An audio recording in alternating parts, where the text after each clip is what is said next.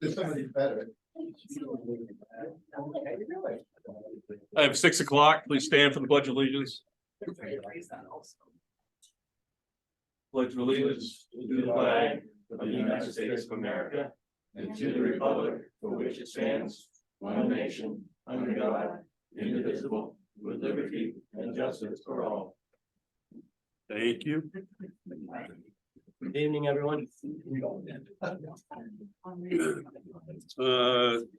Sadie and Dan, did you get a minute to look at the minutes from last meeting I did. from September 19th? I was not there. I did notice in paragraph 3, it said the public hearing was to accept funds.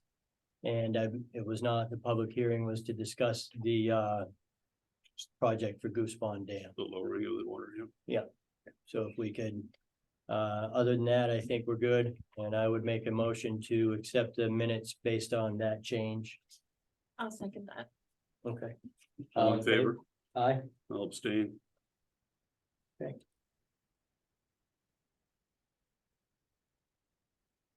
Is everyone signed in? Next thing on the agenda is a presentation from Hub 66 for fiber optic. Were they here? No?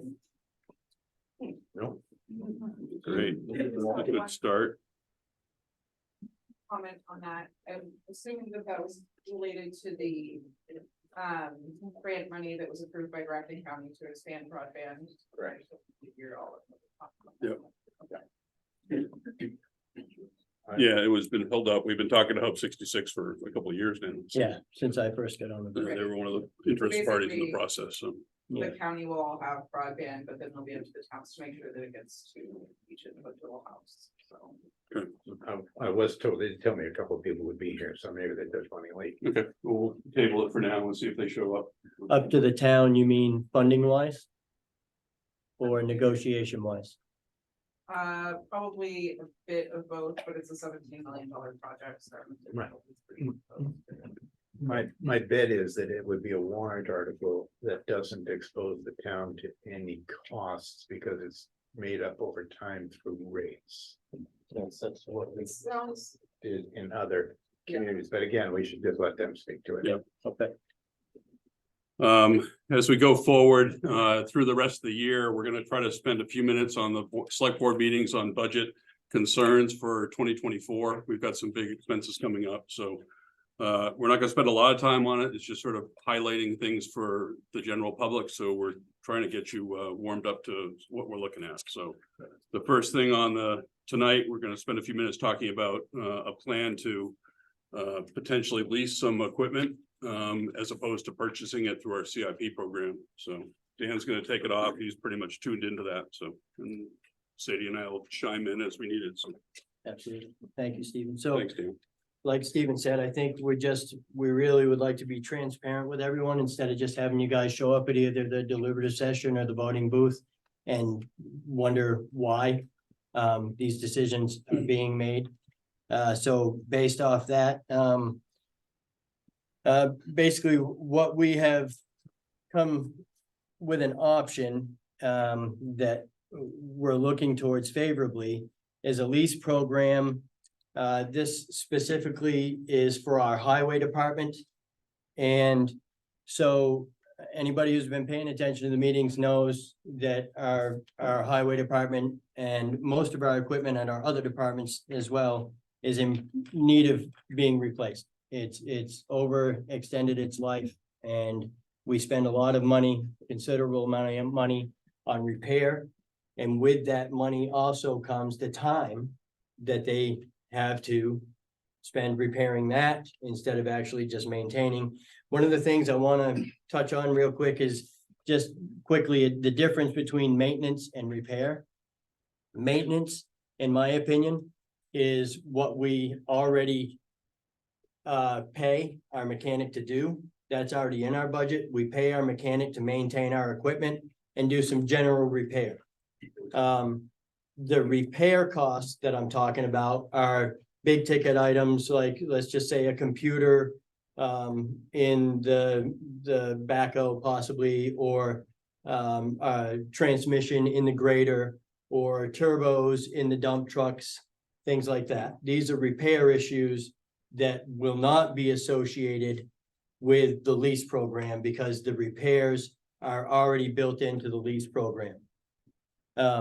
So basically what we've come up with is we're looking at leasing 7 pieces of equipment. We are talking about leasing 4 dump trucks, a 1-ton truck, a backhoe, and a grader. And that lease option, bottom line, that lease option raises our taxes 90 cents per thousand. And again, I can't stress enough how it gets rid of the repair cost associated with the old equipment. Then we also looked at the purchasing option, where we've been trying to stay and trying to operate for the last decade or so. And with that purchase option, it limits us to 3 pieces of equipment, which is the grader, because that's a priority, and a 1-ton and a dump truck. So that keeps us strapped with the other 4 pieces of equipment that we're paying for repairs on.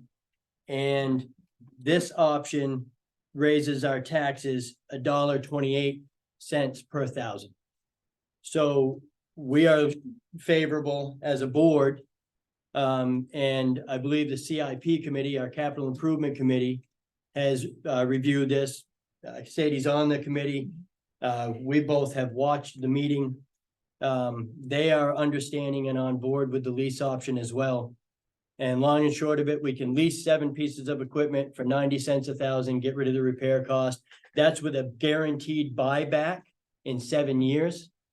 And that buyback will be a guaranteed $110,000 per 10-wheeler that they will then buy that back and roll us into another program.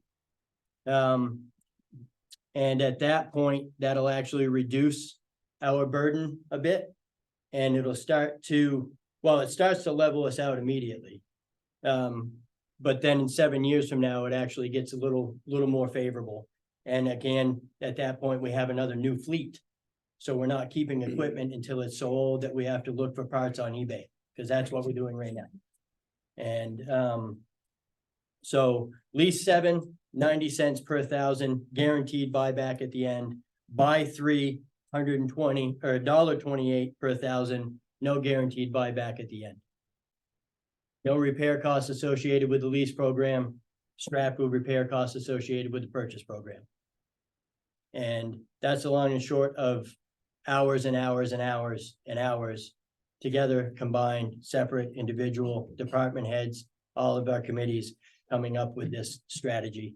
And we thought it was important to relay this information to everyone on a step-by-step basis. As we get closer, there'll be a public hearing for the specific numbers. We're still defining best case scenarios as far as what lease options are out there for equipment. We've got some hard numbers, but we'll keep refining it up until the end of the year.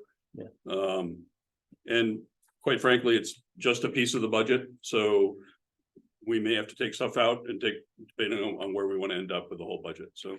Yeah. Yep. So what's the budget committee done about?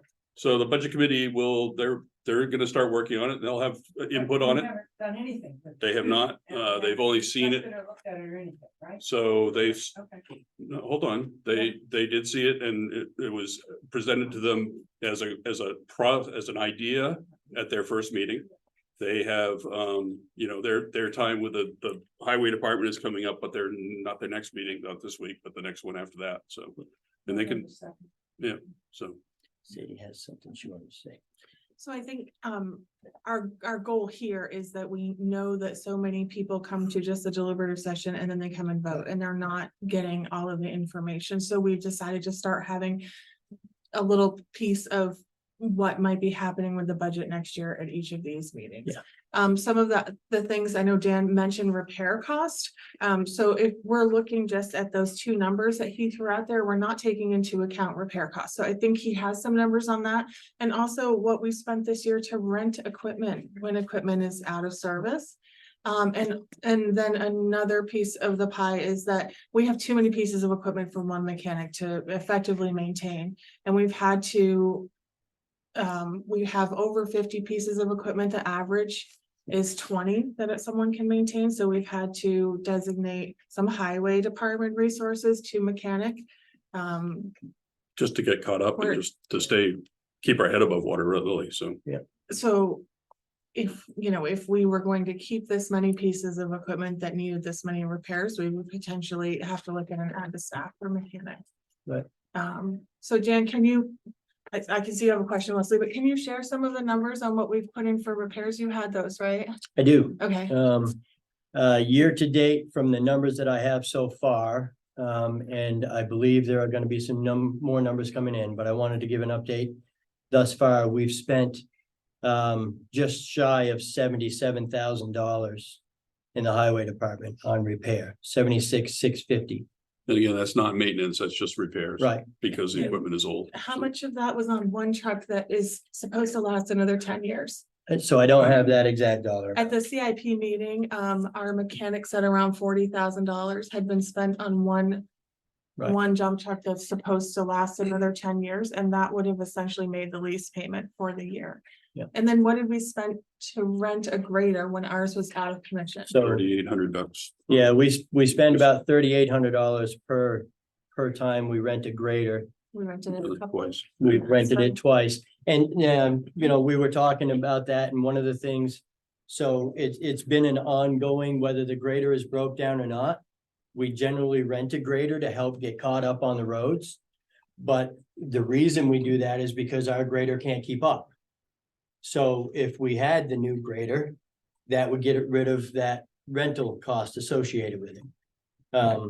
So there are all these other pieces of the puzzle. If we didn't have all of those repair costs and the time spent doing that, potentially we wouldn't have to take resources from our highway crew to have them help with the mechanic's position. And then you're able to have more of your staff out getting the roads maintained. And the equipment that they're getting in on a daily basis actually works. So when they're out there, they can do the job that we pay them to do, instead of have them do other things because their piece of equipment is down. And then while we're putting money into capital reserves each year towards our purchase, I mean, the inflation is outpacing that. It's not, we're not earning as much as the vehicle prices are going up, and then we're having to designate more. And even with each year. to Sadie's point, even with making adjustments in CIP like we have in the last couple of years of trying to figure in inflation as well. Every year we hold on to a piece of equipment that, because we're not ready to purchase, because we don't have enough money. It just drops the value significantly when you're at the end of the lifespan of a vehicle. So, we don't get what we think we're gonna get for a trade-in, and it's worthless. I mean, it's just. The new equipment cost goes up substantially and the equipment that we're hanging on to decreases substantially. So we're just fighting a losing battle. So, Just one other point, and making sure everybody understands, we're talking about leasing, what, 7 pieces of equipment. So you're still gonna have to repair remaining pieces, so there's still gonna be a ongoing. repair. Correct. So Yes. hopefully down the road, we'll roll those into another lease program down the road. But there's still gonna be potentially, some I mean, hours. this is a test to see how it works, and Yeah. it's again, in our current situation with the age of our fleet across the board, we're looking to try to make a line in the sand a little bit to try to get ahead of it. So Would it be helpful? I mean, I know you and Guy put together some documents that basically outline the condition of the equipment. You may want to make that, public somewhere so people can see what Yep. their thoughts were on the equipment. Thomas, Understood? As of last year, repair costs, and so it's projected repair costs, and some of that could get dated. I think it's a useful piece of information and people understand what's really going on. Just a couple questions. Is there, are there any pieces of equipment that once we lease these 7 new pieces of equipment, we will be able to, for whatever value they may have left over, whatever traded value, is there a return on any of that? Are we selling, getting rid of? So, yeah, so that there is some trade-in value on those 7 pieces of equipment we're replacing, and that'll be rolled into the purchase of the lease program, so, Lease 7 and replace 7? yes. Okay, I mean, I think that's. Changing the size of a couple things, we're trying to get, we're trying to increase the number of 10-wheelers we have because it's less wear and tear on the roads, they carry more. When we're plowing and we have to go from one side of the town, it's a, X number hour round trip to go from one side of the back to load up again, so where you can avoid that. So there's other savings again, if you go to a larger vehicle. And the cost change of going from a 6-wheeler to a 10-wheeler is fairly negligible when you look at the total, it's a 10% difference maybe, or. With the lease program and the guaranteed buyback. If the experiment doesn't work, if it's like, okay, this is not what we thought it was gonna be. Is there, sometimes with lease programs, you get into the lease program and then it's hard to get out without a major cost. And I'm just wondering, at the end of this lease, is there the option to say, okay, that didn't work? We'll, there's a guaranteed buyback, we'll sell back the equipment to the lease or less or whatever. But we're gonna replace those vehicles with purchase or whatever. Is there that option, or are we sort of locked in? Yes. You know what I'm I'm saying? not sure. Jack? I think the answer generally, Tom, is yes, Yes. because the company, Yes, we can get out of it. at the yes, end. yeah, at the end of the lease period, you can either buy it, you can turn it in for a new one, or you can simply purchase and walk away. Yeah. So, yeah, because the financing comes from a bank, basically. Right. The vehicles come in the normal way for dealer. So they're gonna get paid one way or the other. And the equipment has its value. So the idea is that because of the overall age of the fleet, not that Jim bought a truck last year or the year before, but in general, your fleet is really beat up, and the conservative in me says, I'd like to find the cheapest way possible to replace the fleet over some 2-3 years and get a good fleet that's serviceable with lower maintenance costs and lower man hours and keeping it going. And also then you get to reduce the contributions that you make to the capital improvement plan. So you level everything out at less dollar. At any time, once you stabilize the quality and the age of the fleet, you could return to purchasing if you felt more comfortable. But at the moment, you'll never get enough money to really replace the fleet in enough time to save it from dramatic expense. Or I guess we could start buying lottery tickets for that. Just one would work. Just one would work right now, Tom, okay? Wes? Can I ask one more question? One of the calculations that I think might be helpful down the road, if it's possible, is to let folks know leasing 7 vehicles and replacing, I mean, every time a vehicle is in for repair, it means it can't be out on the road doing the job it's supposed to do. Correct. And I'm just wondering about, in terms of the efficiency of either plowing or repaving.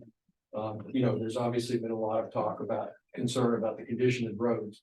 And I'm just wondering if you've got any analysis of we lease 7 new pieces of equipment and it's going to have X improvement in terms of our ability, either speed wise or mileage wise or whatever, to do the job the highway department's supposed to be doing. That's a good question for Bob, to be quite honest, and he probably could answer it better than we can. I mean, I've heard numbers, but I don't want to put anything out there specific, so, yeah. I'm just thinking. I mean, we have tried to look at all those. Sure. I mean, I think we try to share some of that tonight, so. Yeah.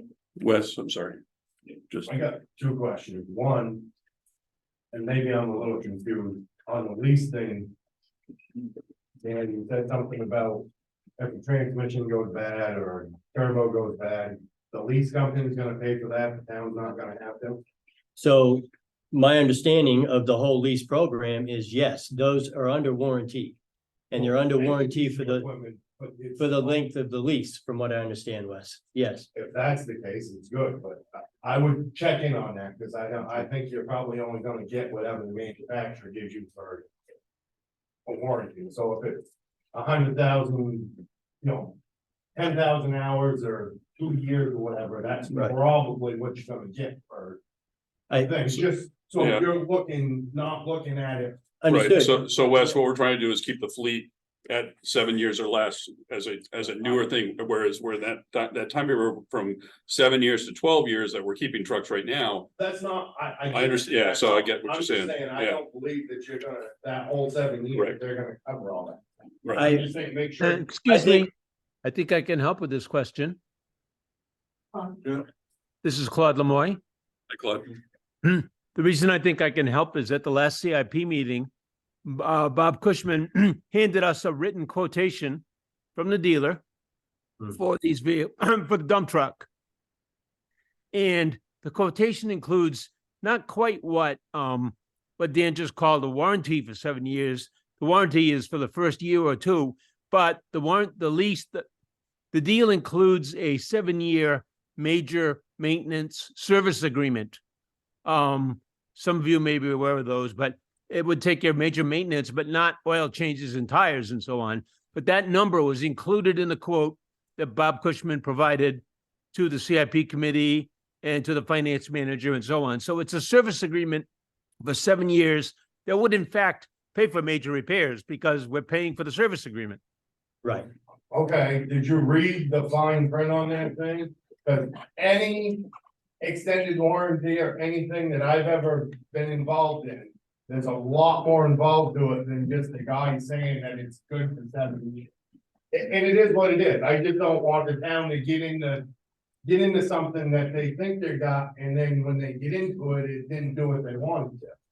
But I'm my on. next question was, what are we still gonna, if we go this route, are we still gonna keep dumping 70, 80, 100, $200,000 in the capital improvement for the highway? Well, just not for that equipment. That equipment will come out because we'll be covering the lease. We'll still be putting money in CIP for the other piece of equipment that are in the CIP that So the we're not 90 leasing. The 90 cents a thousand is on top of. what's No. more money in. No, because if we don't do it, we'd be putting $1.28 in to cover the replacement and purchase product. But the 90 cents is still on top of putting our normal amount of money No. into the capital. No, we'll No, it's a reduce the lesser amount we put into the highway CIP program by that number of pieces of equipment that are already in the CIP. Right. So whatever that number is, I don't know what that number is, but it'll reduce that. We're making sure we're not double dipping, Wes. What's your name? Just so you understand, Larry Braban. my name is Larry Braden. Thanks, Larry. Just so you understand, when you have a warranty, you're at the mercy of the manufacturer. So if you think your equipment's down now,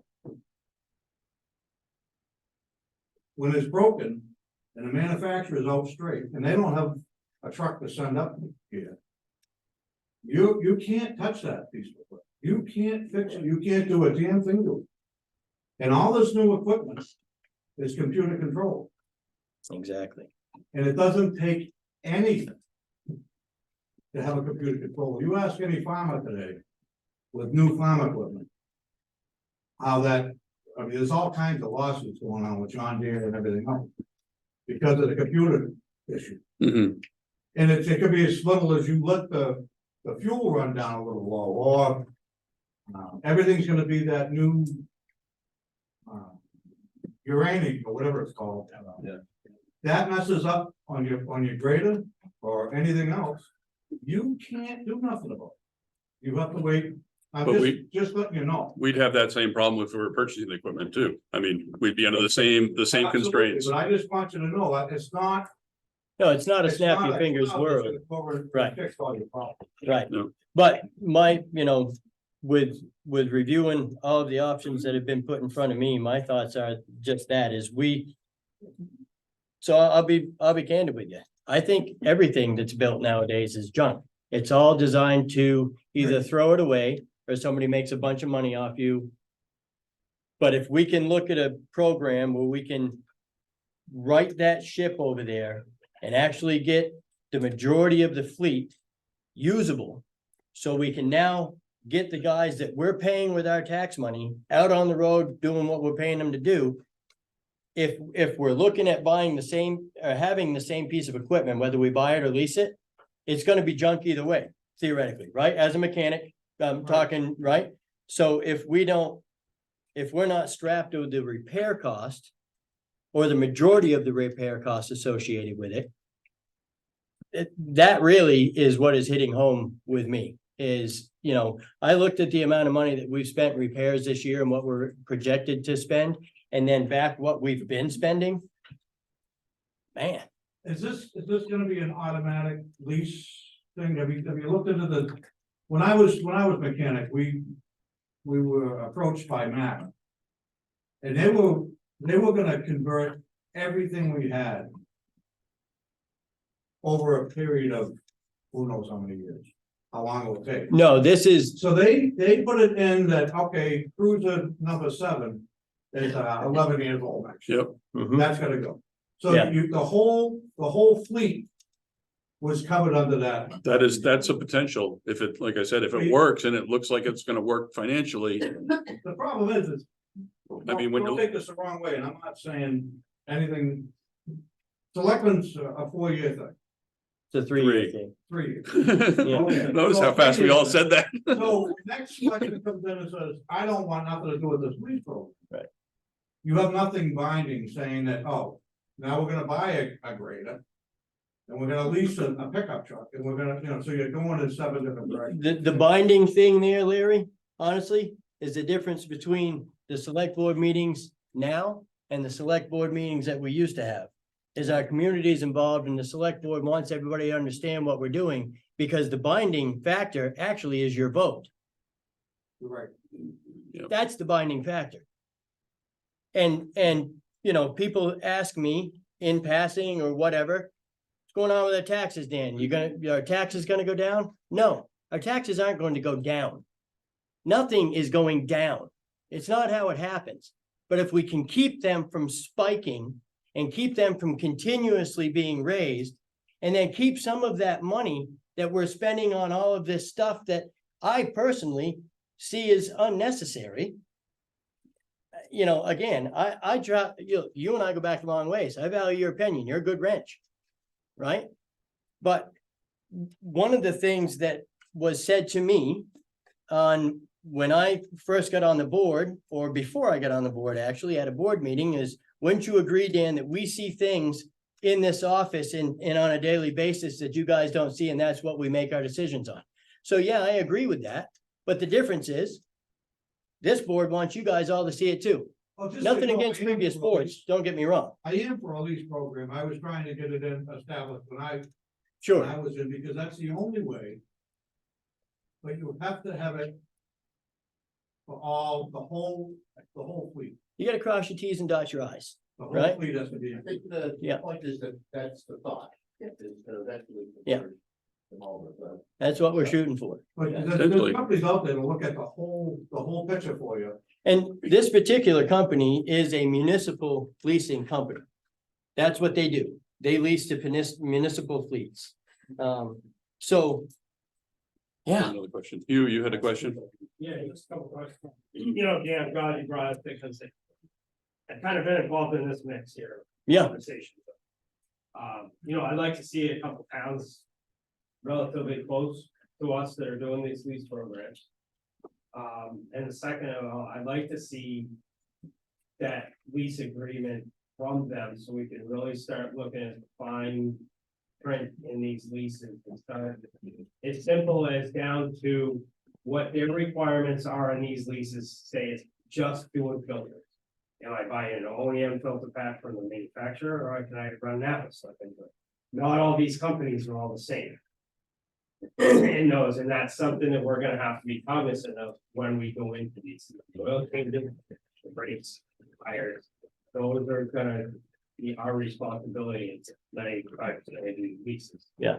Now, the big stuff, the transmissions, motors, stuff like that, but if we're not following their service recommendations. Right. Materials and all that, guess what? Now we own it. but that's the same thing on a purchase. That's what we need to find into that fine print. Because it's different than a purchase, because when you're 2 years, you're out of your warranty in your purchase. And you switch over and start going to different lubricants and stuff like that, you own it anyway. You're not gonna, your manufacturer's not gonna come to your butt on any of that. Right. With a lease, you need to do that from day one, the day 1,000 end of that lease. Right. So it's stuff that we need to know moving forward in that operationally. So Yeah. we need to have that information of those coming out. And down to us and even into the public, so I think it would be a better sell to the public so they can see what's going on with this. Okay. Any other questions on this or thoughts? Okay, like I said, we want to keep it brief and you'll have your opportunities as we move forward on every one of our meetings. We're trying to bring up a new subject and you know, doesn't mean this one's closed. Right. Obviously, budget committee's still got to look at it. Yep. And CIP is still working on it and the select board is still working on it. We'll all come together and present something to the voters, hopefully. So thank you. Yeah, Um, half a dozen months before town meeting, we just want to start getting. Are you from Hub 66 by chance? Why don't you come on up? We stepped over you but introduce yourself and Where should I stand or just right? you can sit right there if you like. Okay, I'll stand. Or you can stand. Yeah, Thanks for having me, guys. I mean, how much time, slot do I have? Whatever you need. I won't take too much time. Basically, we've been running fiber optic internet to like rural places all over New Hampshire for the past, I don't know, 4 or 5 years now. And we do a lot of fiber optic internet next door in Enfield. And we've been working with the previous administration in Canaan when Mike Sampson was here trying to get fiber optic internet into Canaan. For a couple of years, we applied for multiple grants together. And we've been really trying to make this happen for the community because a lot of people have been complaining and struggling with slow internet, or some people still have DSL, don't have access to cable or any fiber optic products. So we've been trying really hard to get something going, and the state finally released some rules around some funding that they have, and it's quite significant. They basically spent some time mapping out every single town in New Hampshire, and in the town of Canaan, they identified about 400 homes that they consider either unserved, which means there's basically almost no internet there, or underserved, meaning you have some internet, but it's really not up to par with what you should be getting and what the government thinks a high-speed connection looks like. So with about 400 homes identified in Canaan, if the town partners with an internet company like us, we can put an application into the state, and the state will fund 75% of the broadband expansion project. So this is a huge opportunity where, you know, as the internet company, we would put forth the other 25%. The state would put together, you know, match the 75%, and the town wouldn't have to spend any dollars, and we could potentially reach every unserved resident in the town of Canaan. So we're pretty excited about that. Town of Hanover just reached out to us last week. We had a meeting with Plainfield and Cornish as well. Just about everybody in the area who has unserved residences is trying to do something to get some of this funding. And we'd be really excited about partnering with Dan on this opportunity. I'm sure there's questions. Can I answer anything? Sure. So my question is, how much would it be from the road to the residence? Because right now I am trying to talk to Comcast and we want $4,000 to run a line up to my house. So generally, if you have like poles in your property and it's all aerial, we'll do it at no cost. If you have conduit that goes underground and we can rot it really easily and get the line through there, then again, there's no cost. But if you have a situation where everything's like hand dug into the ground, we have to dig 500 feet, then we would charge you usually a couple dollars a foot to dig that in. Or if you wanted conduit put in 3 feet in the ground or something, and we have to bring in excavation equipment, then we would quote you specifically for that. But if you have aerial utilities or you don't mind it being hand dug in the ground, it'll usually be free. Okay, so the other question is, what is the turnaround time for getting repaired? Usually pretty quick, usually like when there's, you know, in this area, particularly in the winter time, when there's ice storms coming through and everything freezes and the trees start falling online. If the power lines are down, we have to wait for all the power to get cleared and then we come out. But if there's no power down, usually we'll have everything fixed within 24 hours. And your plan is fiber optics to every resident? So it's tough because the state mapped everything out and I can't tell you it's 100% accurate. It's loose, but what we would do is we basically give you an address list and a map of like where we identified based on the state's map of where we believe these houses are and what the addresses are. And then if anybody had some input, like they could say, hey, we're not on that list, but we're also not getting those speeds the state's saying we can still add those addresses and submit them to the state. Okay, because I think on the original stuff we saw from Hub 66 was there was going to be some repeaters, and it was going to be basically a Wi-Fi network in some areas of the town that they couldn't. Yeah, use. we're not doing any wireless products anymore. Okay. It's All just right. straight fiber to the home. Okay, good. But there just wasn't that funding available at that Yeah. time, so things were a little more budget oriented, but now the state basically, and again, this is kind of like we had a sit down conversation with the economic development group over the state, and this is just me repeating kind of what they told us. Their goal is that they're going to keep funding these programs until every single resident in the state of New Hampshire has access to high-speed internet. So right now they have $25 million they set aside, and we're hoping that we can apply, get some of these matching funds and build out some of your local communities.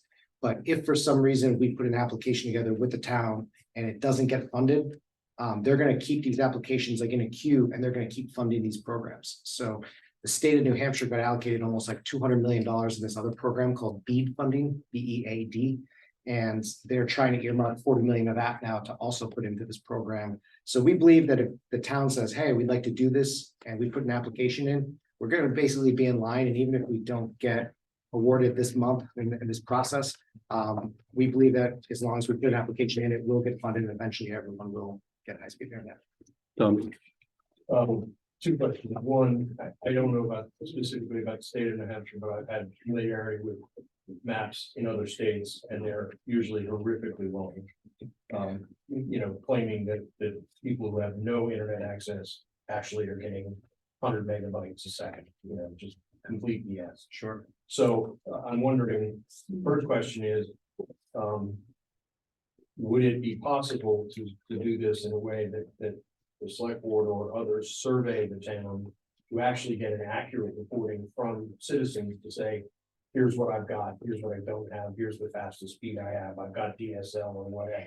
That's like the perfect scenario. So we try to say like, hey, we'll just do everything for you. But if there is the ability for the select board to work with town members to get more input, and let's say we put a list together and someone says, hey, I'm not on that list, and look at how slow my speed is, and it doesn't meet those qualifications, we can add it as long as we have some some due diligence like that shows that we check with people on these numbers are right. Thomas, but before you get, I think we did that already back, but I mean, again, it's probably 2 or 3 years old when we were first talking to Hub 66. Yeah, I think I remember seeing the survey, but my guess is it's probably out of date if it's more than a year. The second half is really two parts, but it's about speed. And so what is the state designated as the below this speed level? You don't have internet. It's actually, what is the minimum? It's pretty healthy. They're saying anyone that has below 25/3 is completely unserved, which basically I haven't seen anybody with a DSL connection that has more than 25/3. And then they're saying anybody has less than 100/20 as underserved, which is basically a lot of cable connections don't even have that kind of upload speed sometimes. So it's mostly every DSL customer would more or less be eligible, and then some cable customers as well. And so for those folks who do get hooked up with fiber optic, what's the expected speed? That The any new construction we do, the minimum speed we're doing is 1 gigabit per second, so it's like 1,000, like 5,000. Okay. Question? Would Comcast be supplying the internet service, or who would be? No, Hub 66 would just be another competitive product. So if like, let's say we're going down a street and you have Comcast there, and then Hub 66 comes by, you could choose, hey, I want Comcast or I want Hub 66. Oh, okay, I didn't know you, I knew you were an installer, I didn't know you actually. Yep, supplied the service. we're like our own internet company. Question? I'm sorry. Can I ask a question, please? And just a minute, hold on, we're gonna finish in the room first, so. Sure. Is there a way to see who's on the map? Yeah, so it's all public. It's state organizations called the BEA, Bureau of Economic Advancement or something, I believe. But it's a public map, so anybody can go on the website and look at it. I will warn you though that it's not very it's not very easy to use. I'd say like they basically drew lines down the road and like if it's a blue line, it means your service, and if it's a yellow line, it means you have that 100/20, and a gray line means you're unserved. But it's weird because like there'll be a road that's unserved and then there'll be like 100 feet of blue and then it goes back to unserved and we're like, like what's really there, what's not there? So like it's a little rough, but yeah, it is available publicly to anybody. But for like people that are covered and are not covered, that would show that. Yep, you could like look in that map and see the actual, Do you have a way to easily engage the public? Because I mean, we get, 100 people show up to vote, so I don't know how many will get to fill out a survey. I honestly think the easiest thing would be is if we put together an address list for you and then people can just go, hey, I'm not on this. Okay. I think that would be the easiest way. Because Sure. they'll just, instead of them trying to navigate maps and that type of thing. Who was online? Somebody online. Yep. Who was online, wanted a question? It was Claude Lemoy. Hi, Claude. So if I understood it correctly, under this program, the state would reimburse or pay for 75% of the installation of fiber optics to the 400 homes that are unserved or underserved. Let's say there were 1,000 homes in town that have adequate service, primarily through Comcast, I think. What about those homes? If those are to be connected, does the homeowner pay the full cost? Will the state still reimburse a part of it? How would that work for homeowners that want to switch from Comcast to the new fiber optic service? So that's a good question. All this funding is to make it available at the street. And then for us to bring it to your home is only going to be the people that actually sign up for service. And we're not going to be building down every single Comcast provided street under this program because the point is really to get to the unserved people that have no internet. But while we get to different like corners of town where there's, not sufficient internet, we will pass by other homes that do currently have Comcast. And we will build that part of our network on our own dime so that Comcast customers that we pass by will have the availability to get Hub 66 service as well. So to answer your question, not every Comcast customer would get access to Hub 66 internet under this program, but some will. How long are you talking? If everything got approved this month, we'd probably be looking at like 12 to 15 months for everything to get set up. Most of this process is just regulatory waiting. Like we apply for licenses to go on the utility poles. And right now it's actually been going a lot quicker. Eversource bought all the consolidated poles this past year. So we only have to deal with Eversource and Eversource territories. And that's made things go a little quicker, but it used to, you put all these applications in and you used to wait like 6 to 8 months to get the licenses to go up on the poles. And so that used to slow things down. But if that happens quicker and we get those licenses in 3 or 4 months, then we'd be done in construction like a couple months after that. So is this a program where we put the money up initially and then get reimbursed?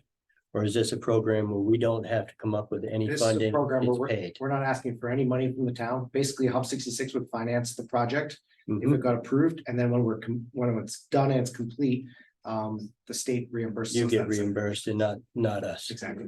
So is it, if I may, is it fair to say that your recovery of your investment depends upon your ability, once you get the backbone in place, to actually pick up new customers and pay for it out of new customer fees? Yeah, there's not a lot of money in building in rural places, I'll tell you that for sure.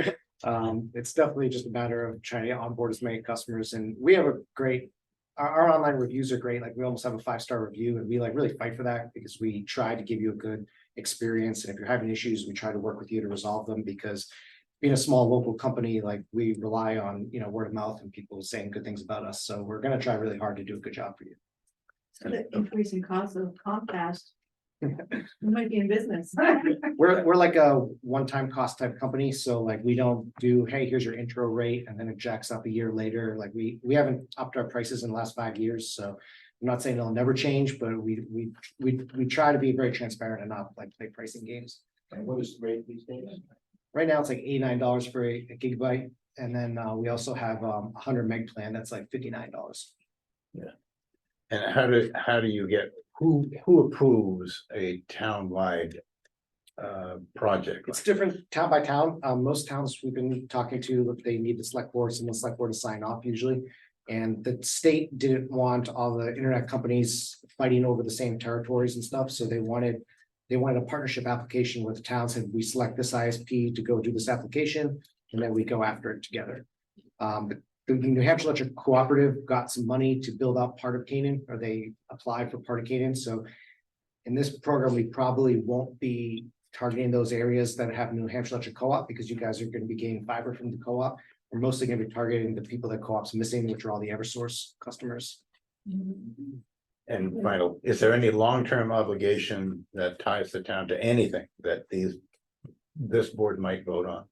No, there's no franchise agreements, nothing like that. Even our customers, it's month to month. We don't have any long-term contracts, so try to make it simple. So vote for the board? I mean, Yeah, do we require a vote now from the board to, or I would say so. Yeah. And perhaps you would tell me why we need a vote from the board and what that authorizes. I don't know if you need to vote for the board. That's up to you. We just need someone from the town, either, I don't know if it's a town administrator or a select board member. It's been different town to town. Yeah. Someone to sign off to partner on this application. Maybe you could send me whatever that agreement is and we'll go from there. Sure. Yeah. Sounds good. does that sound? Yep. So we'll get the agreement, Yeah. we'll check it to make sure. nothing is. Yeah. And then just as a warning, applications are due the 20th of October. So if it does require a select board meeting or anything like that, we just want to keep those timeframes in mind. Okay. Okay, excuse me. The gentleman just mentioned the Eversource area and New Hampshire Electric Co-op, but a large part of this town is serviced by Liberty Utilities, right? I'm sorry, Liberty Utilities is included in that Eversource category as well. Basically, since Okay. fiber optic lines, we're going to be doing everybody else. Okay, thanks. Is there any way of assuring that no one's left out? Because when Comcast come through, they were supposed to service the town. And there's a whole bunch of us that were left out of it. I think that's a conversation we were just having where we provide an address list. And if Yeah. anyone can say, hey, I'm not getting those speeds, Okay. and then maybe we'd guide you through like taking a speed test on your computer or something, just so we can prove to the state that, hey, we did our due diligence, these people aren't getting speeds. As long as we can, accurately tell the state these addresses aren't getting those speeds, even if Comcast is available, then they will qualify for the program. Karen, you had a question? Well, I'm not good from Consolidated, I heard the same thing about that, right? Consolidated is building out fiber in some areas of the state as It's well. not fire, it's not fiber optic. So Consolidated owns all the telephone lines, which is like the DSL service a lot of people have. But in some parts of the state, they're starting to run fiber optic lines as well. Yeah, they're Fidium, right? Yep. Yeah, Yeah, so the Fidium's not here. right? It is not. No, okay, so you would be the Fidium and Damon? yeah, hopefully they'll say better things about us though. But yeah, we would be the Fidium for the area, sure. So there's a round of line up wherever, and then if you can. Yep, we're gonna like kind of put everything on the poles, and then if you sign up for service, we just attach that line right to your house. Is this the lines that are going through down? There's some lines up in the woods. They're pulling through. I didn't know if that was. No, I'm pretty sure it's co-op. Coming off I saw 118. them building, down the highway here just recently. So you're going up Cannon Street? What's that? They'll go wherever, Karen. If you don't have the speed, they'll go by, so. Everybody's getting confused. Yeah. So let me ask if I'm right. If you are a co-op electric light, if that's who you have for lights, that's who is doing your high speed internet. Yes. Okay, so if you have co-op, it's not this guy. And I'm not saying we won't ever be in co-op territories. But the state already gave the co-op money, so they're not gonna give us money to build those same. Right, that's co-op up there. Yeah, Okay. that's what I was listening and I kept hearing, I just wanna make sure I was hearing. Go ahead. So you said something about a list. Is there a way to know if you're on that list? I'll shoot out a list of these guys tomorrow, and then however you guys, I don't know if you have an email list, you can email or publicly put something up, but Okay. definitely do something like that. We don't meet again until the 17th. If we don't vote until then, is there time to put the application together? Yeah, well- By the 20th? We'll honestly probably pre-put the application together Okay. anyways, and Alright. we will give you a complete application. You guys can go and sign if you'd like, Okay, at that time. thank you. Any other questions? Thanks for coming in. What's your name, by the way? Michael, Michael. Thank you. Thank thank you. you so much. Yep. We appreciate it. Have a Thank you. great evening. Yep. Thank you. Okay. Mr. Bergeron. Yes, the highway market, the Historical Society in conjunction with the Friends of Canaan Village have put together a proposed historic highway marker to go on the common or near the common. DOT will actually select the exact location. We picked some tentative words. And the Department of Historical Resources will pick the exact words. But, most people in the room have already signed the petition, so expect we have unanimous in the room, but, if anybody has any questions, we'll certainly answer them. We need two things from the selectmen. One, a vote that you are in favor of this project, and the second vote, which would be a combined vote, that you allow it to be erected on town property. We're looking at common as a possibility. For some reason, the state doesn't like that. Putting it by the senior center would be another option. It's not as favored by the public. Some people do like that choice. Has the state said why they don't want it on the common? No, we don't know. Oh, When they look at it, they'll look at how far the intersections are, how far away are competing times, and is it a visible location? I think the common will work, but they might come back for some reason and say they want a different location. how many historic markers do we have in town? Just out of We have curiosity? two. Two. Kansas Street is by the new barbecue place. Yeah. And Noise Academy is by the museum. That's what I thought, so. Have a motion? Anybody have questions before we get going? Can I ask one question, John? At the end of the day, DOT is gonna pick the location, is that right? That's right. Is there a way to make sure that if DOT says, yeah, you can put it on the common, then it doesn't impact farmer's market or other, you know? Well, we can negotiate with DOT and. Okay, I just wanna make sure DOT doesn't come in and say, yeah, we're gonna put it right No, in the middle of the common. we can negotiate. Okay. But it's definitely on town property? But they will put it on the edge of the road. Okay, And so then they probably own the right of way. got it. You're the abutting landowner. So they want you to say, yes, I agree. Does it make sense to have that? Anyway, this might be for a different time. Does it make sense to have it in down near the memorial that's there and somewhere in conjunction with that? You can put it close to the memorial. As long as it stays on 118, the state will Yeah. pay for it. Okay, Oh, so that's, the state part is, they're paying for it. Yeah. Got it. They pay for it and they maintain it as long as it's on a state highway. Okay. Got it. so we're looking for a motion to accept. Yes, from the board. So we have a motion? Yeah, I would put a motion in to accept, putting the new market in town. I'll And I second have it. a draft memo here. That's, Yep, Could we sign got it. here in the mood. Sure. All in Yeah. favor? Hi, Aye. yep.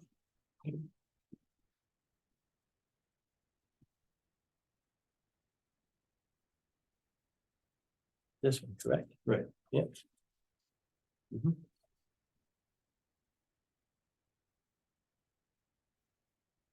Good, thank you. Thank you. Thank you. And John, you're still up for some suggested repairs or needed repairs, thought repairs on, no, No, okay. on the meeting house.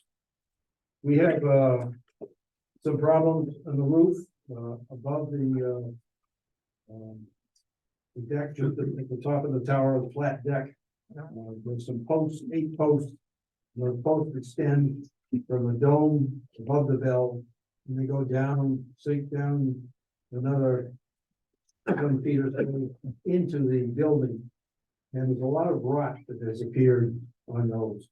And, Yeah. Dan has taken a tour. Yeah, I've been Seen up it? there and seen it, and Yeah, and been part of the email.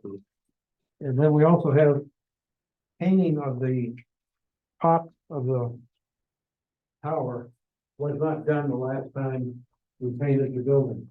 And there's one clapboard area that's in tough shape, going, you can see, you can look at the lake through the inside of the tower. So these clapboards that need to be replaced, and there's a lot of scraping, and there's a lot of painting that needs to be done. And it really should be done now. The longer you wait, the more scraping you're into and the more failed clapboards you're gonna have, so that's probably a $15,000 task to paint it. The posts themselves need to do something ASAP to protect them. And Dan came up with an idea that maybe for a small sum of money and some some labor, we can, put something together. I think you were thinking of $1,500.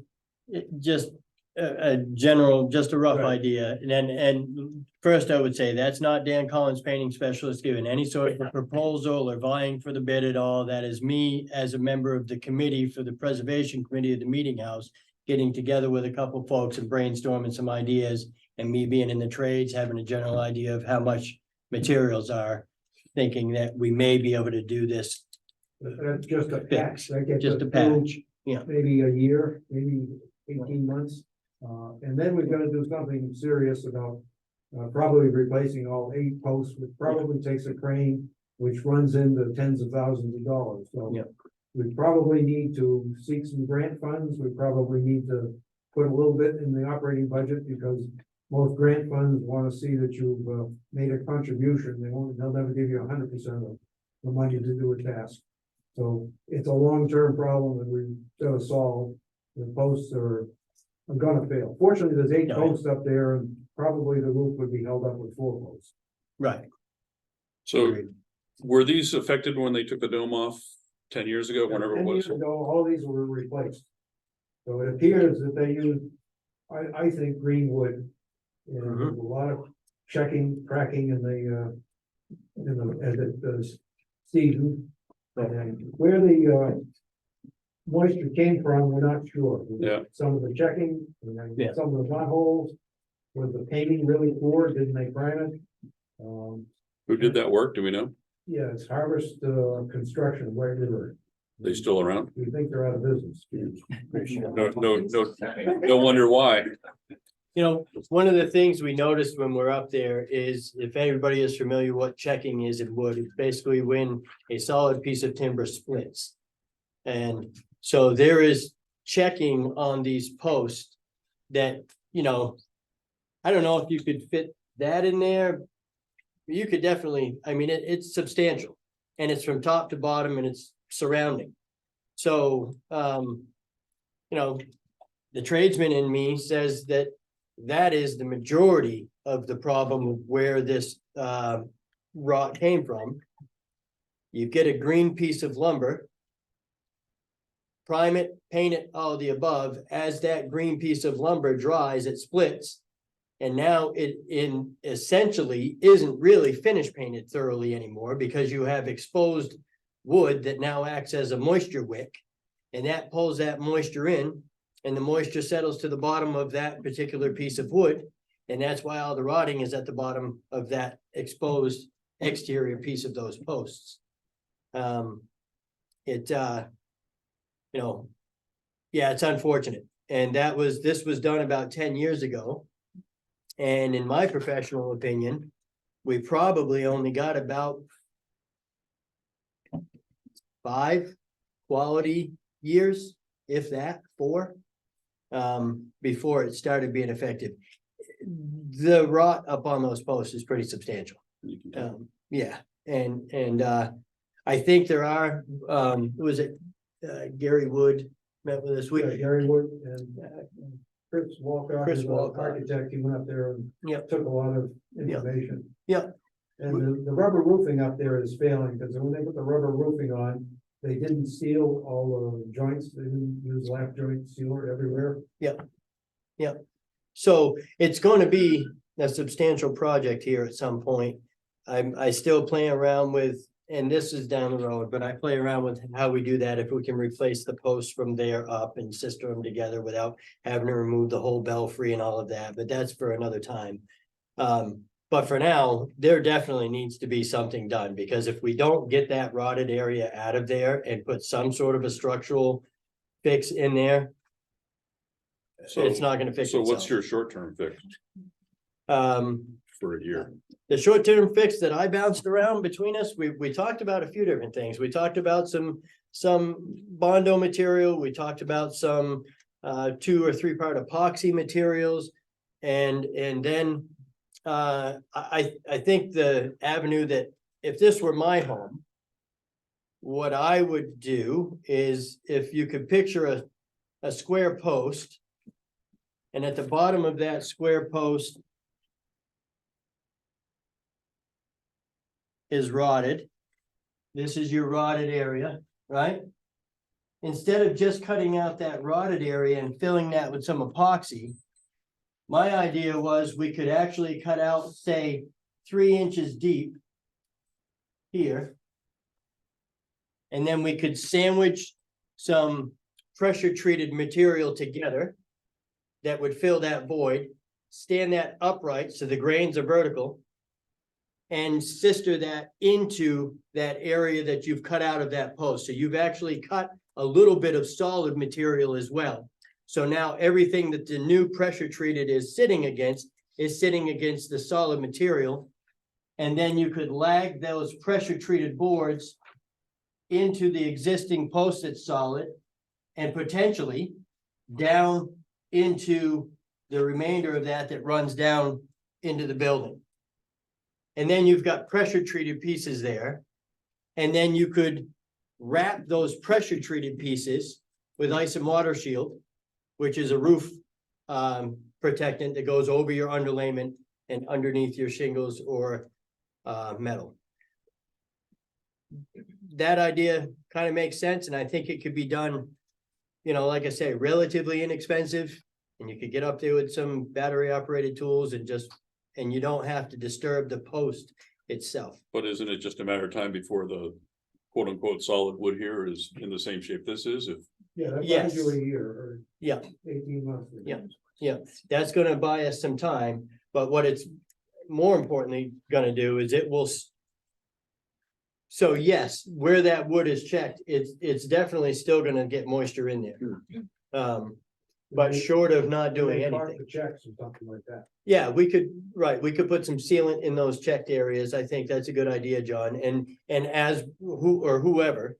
I think it's a good idea to use some lap sealer on the overlaps that are starting to fail. Just kind of get up there and give it a little overhaul, so the posts just don't continue. Yeah, I liken rotted material on houses to rotted areas on a car. If you've got a spot on your fender that you notice this fall that's starting to get a little rust on it, and then you drive that through the winter, now you need to replace your fender. It's basically how I see it with wooden structures that I work on. I'm not a body man, but I do work on houses. So if you can cut that area out and put a patch, it helps. Is there any way, next time around, you could insist on cedar or something? It'd make a lot more sense to pay the money up front than it would be. Right, Larry, and I think that's a conversation we're gonna have. I think we all need to, yes, and that's, Yeah, there's gonna be a lot of eyes on it. this time to make Yeah. it on right yeah. On a situation like that. Yeah. Insane. But as far as fixing it for now, we've got to come up with something. So, and I'm not saying my idea is the exact one, but it will work. I have a question. So John, in the past, the Meeting House Preservation Committee was independent of the Historic District Committee. Is that no longer the case? There's still a committee Okay, and I keep them informed. I'm not acting as a historic district commission. I'm not acting as a museum committee. okay. Uh, In the past, the Meeting House had accepted L-chip funds, which restricted what type of work could be done on the building. The L-chip period of monitoring is over. It Okay, has expired. and so if we do something like what Dan is saying, will that restrict future L-chip funds? No, because this is a Band-Aid. And the Band-Aid is gonna be on there for a year and a half maybe, and then we're gonna have to do it right. Okay, When and we then do it right, we replace the post. in the past, that committee was really active in fundraising. There was about $19,000 in a capital reserve account for the Meeting House preservation. Yep. I would be in favor of that being used prior to, I mean, certainly it's gonna overexpend that, but we take that into consideration when we're putting money in the general fund as well, that needs to be expended first. Absolutely. So basically, we gotta, and I agree, you know, we've got to use the money that's already been saved for these sort of things before we just leave that sit and take it all from the general fund. Well, that's in a trust fund, right? It was raised for the Meeting House restoration, and It's in a trust. fund, they operated with their own money, and then it was put into a trust fund, but for preservation, and I don't right? So believe it's up it. to the trustees to decide whether this is appropriate. I believe it's in an expendable trust, so I think I- the authority vests with the board. I believe so, because in the past, we're drawing it out 2 or 3 times a year to do a window at a time. Right. Don't So- whittle yourself down to zero. Because you're gonna need some amount of contributing matching funds when you get a grant. The grants that you receive are never 100% grants, they're always, what portion are you gonna kick in? Hmm.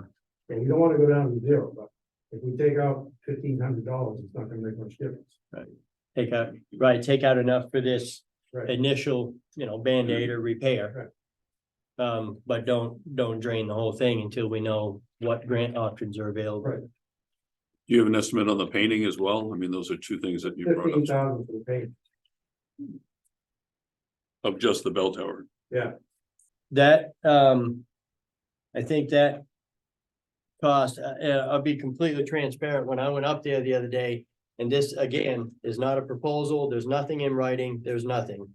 I simply did the favor of walking around the bell tower and seeing what I thought it would cost between materials, labor, and equipment rentals to get that done. And, I certainly don't want to come in low, but I'll tell you, I don't think 15,000 is all that high either. There's a lot of work there.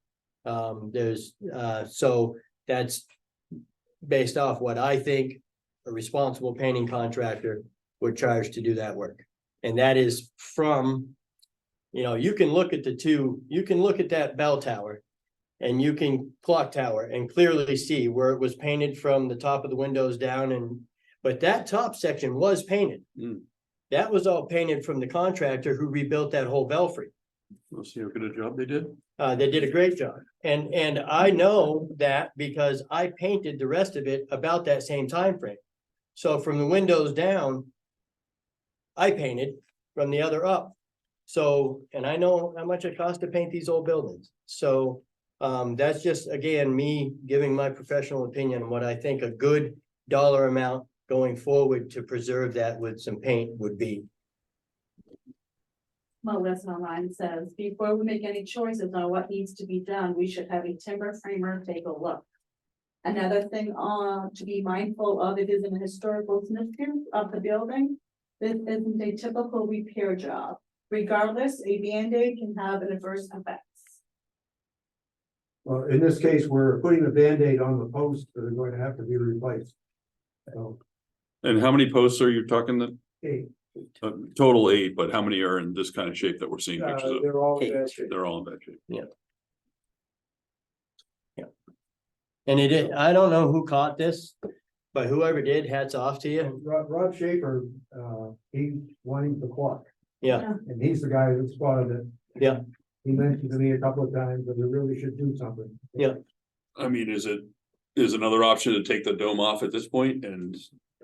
I You mean, can, I mean, it's, if it's gonna topple in a good windstorm, that's what it looks like. I to don't think me. it's that point yet. Okay, I don't either. okay. I think if you had 4 posts, it would hold it. Yep. We got 8 posts, so we've got 8 rotted posts, I think it's holding. Can I add to the conversation? This is Melissa Allen. Go ahead, Melissa. Working on Mascoma Valley Preservation, we've been working on the meeting house in Grafton. And I strongly urge the committee to work swiftly on this, given the fact that it's grant season, if you're considering pursuing grants for this particular project. Thank you.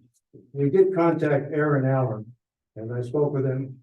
He said he would come take a look, but he hasn't found time to take a look yet. Where I have names of a few other contractors, timber contractors. One of them's working, I just got another one today who's working on a L-chip project in Stoddard. So there are a lot of professionals out there, and we will talk with them, find the recommendation, but we probably need a Band-Aid which won't impact the future project. If we're just going to Band-Aid the parts we have to replace.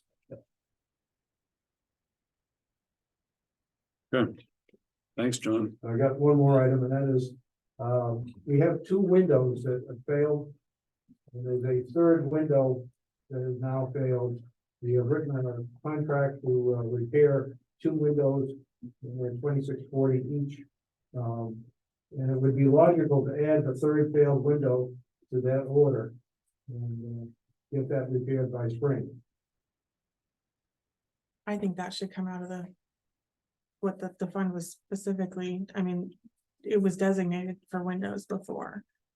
We have so many other things going on right now, I don't, So that's gonna be about half that fund, so, but, yeah, So at least there it's are, there and we have half the. so there's funds. 3 windows at 2640 apiece. Well, we've already committed the funds came from somewhere to pay for the two. for two already, so there's one additional, Okay, yeah, so, and at and this that point. came out of that fund, I believe, so already that's where we. Did it, Cindy?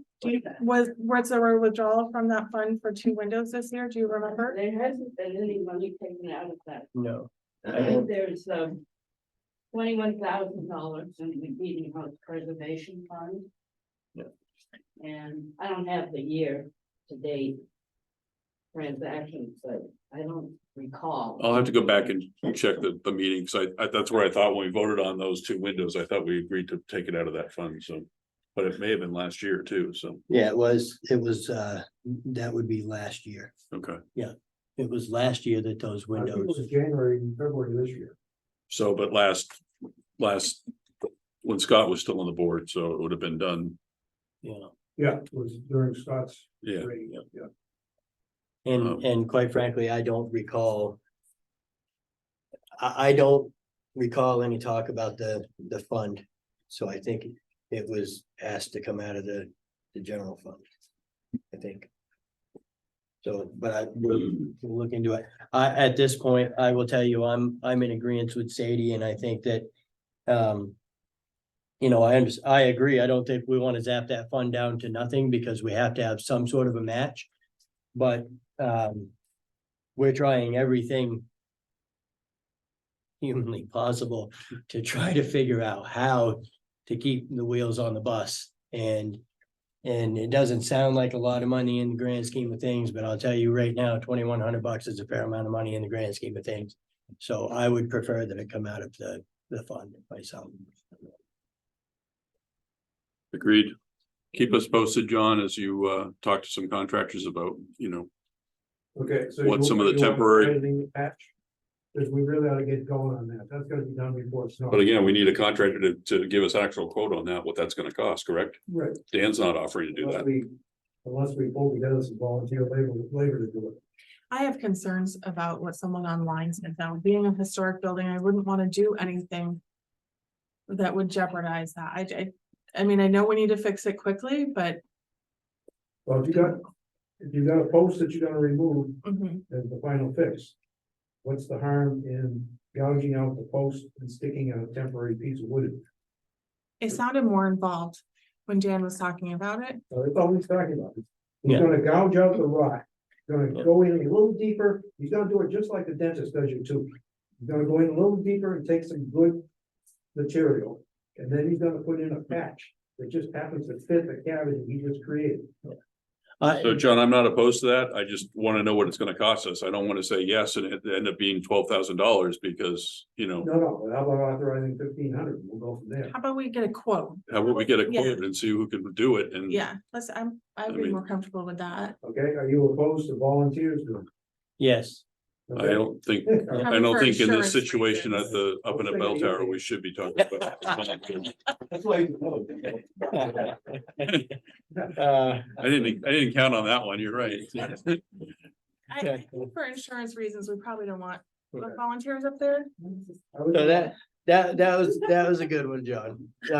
Because I guess there's a difference in the volunteers. I pictured a bunch of people trying to do a good job and then they get up there and they had no idea it actually looks that far off the ground and they seize up.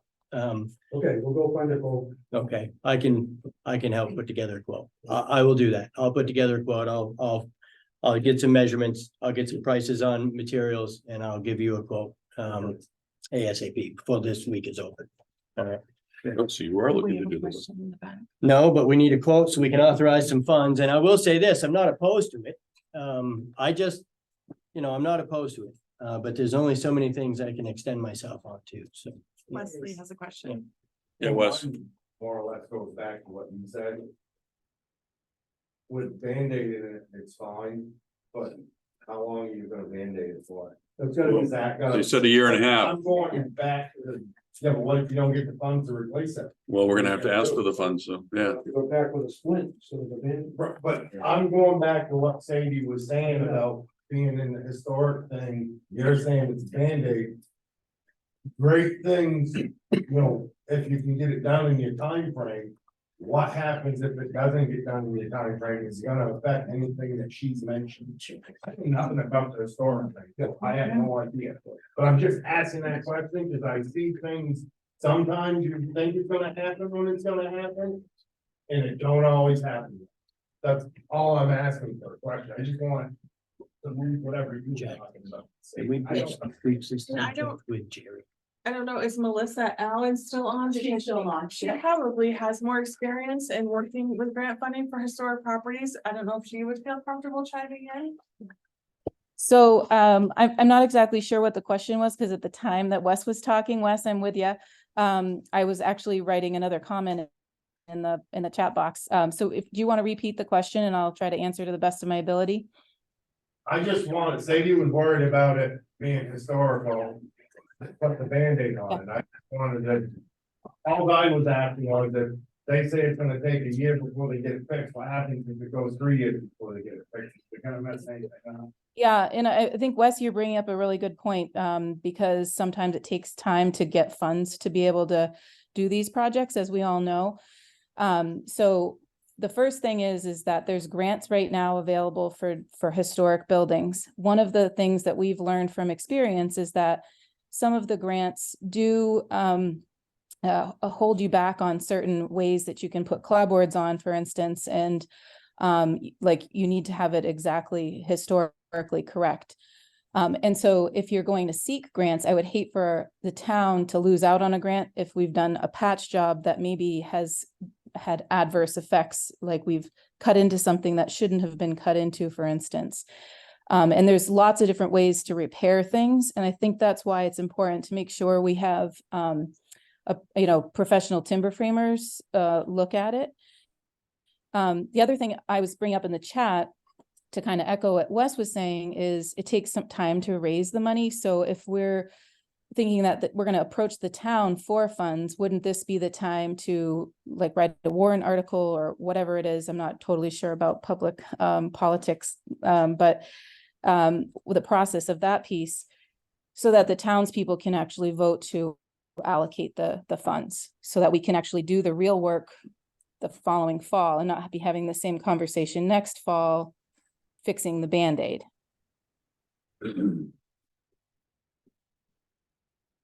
Thanks, Melissa. I think it'd be prudent to find out the cost of removing the dome as well as a potential short-term fix to eliminate the problem. As we raise money, because I think it's a fool's game to think we're going to raise the money in 6 months and be able to do the real fixing by summer, next summer, or the end of, or this time next year. So that's my opinion. 18 months gets you into the following summer, Okay.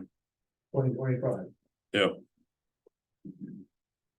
And if you pull the dome off, you're into several $1,000s for the crane, just to pull the dome. Yeah, just for the crane. But that's the job.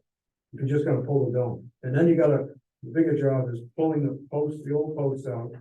And then you gotta fabricate the new posts, put the new posts in. Right, but even You're into tens of thousands of dollars. tens of But you're going to end up doing the pull and dome when you replace the post anyways. You're not going to patch it in a manner that Dan is saying for a final fix. That's just a temporary fix. So And we don't have to pull the dome off for the Band-Aid. I understand, but to fix it the way it's going to have to be fixed in the long run, John, you're going to pull the dome off. So you're going to, Most likely, yeah. so you're going to spend that $2,000 at some point. Yeah. And Larry? Shouldn't you be having this conversation with the preservation committee instead of? I haven't. Let them tell us if we could put a Band-Aid on it. I haven't been able to get them excited. we got one of us excited. You got one of us You excited, have the final say. so, yeah. Cause I actually went up and looked at it and, so, I know you're a professional, what No, you do. no, I was talking to John. Yeah. Yeah, He is, Dan is on the committee, so I think you have one member of the committee. yeah, that's what I was saying. You got one of us. Yeah, But, so, but isn't there someone that's over you guys that? so it's the committee as a whole, I would say, and then that would be us. Right. The funding doesn't come from you guys, is what I'm saying. Correct. Well, the people that can say yes or no because you did something. Aren't you guys? Right? And that would really depend on You mean who who we get the allocated- grant money from, Right, so. right, yeah. So that, Well, L-chip is the one that wants you to follow the rules, and the rules are basically just keep the techniques as much as you can as they were when the place was built. And there's limitations to that, because there's things that just aren't available anymore, and you just can't do it the old way, but whenever possible, you try to duplicate what was there. So I understand what Steven is saying. What Steven's saying is if we're gonna end up ultimately taking the belt, the dome Dome off. off anyway. Yeah. Then just do that instead of putting a Band-Aid fix on it. Go through that expense now, get the dome down on the ground and let it sit there with no dome on it Seal until we the figure beams, out. you know, wrap the beams or whatever you have to do and seal them and, Right, Enfield was off for a long time. yeah. yeah, Oh, is it still off? I don't know. It And this one was somewhere too. For the longest. So, I mean, I guess that's a matter of, Well, we can just wrap the beams as is. One is structurally strong, but Well, then you can't see it. I'm in favor of, let's get a quote to see how much to remove it and let's get a quote from a timber framer on a repair. That's what I'm in favor of. Is that? honestly, that works for me and it gets me out of the equation. I'm out. Right, well, Yeah. do you know a timber framer, Dan? Nope. Nope, I'm out. no, is Melissa still on the line? Oh, shoot. Yeah. He's on. Sorry, John. Yeah, Melissa, have you got any push on Aaron? Can you get him, come to take a look? Yeah, I'll get on that, John. And we might be able to give you some other names from that Mascoma Valley Preservation's been using, as well as share some of the numbers we have for the Grafton Meeting House bell tower, which is very different than the Canaan's, but there is some timber work that has to be done there as well. So maybe we could have a phone call conversations. Okay, great, thank you. And thank you, Dan and John, for bringing this Yeah. up because it's been replaced or repaired so recently. I would not have thought it was in that condition. Yeah. So, Agreed. And from the ground, you can't see it. So it's fine. You're supposed to inspect it annually, and apparently that wasn't done. Who?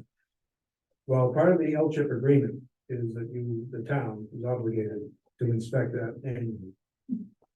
So it's your fault. You didn't inspect it. You're in the hot seat. Where's my checkbook? Never on the question you don't know the answer. What, where my checkbook is?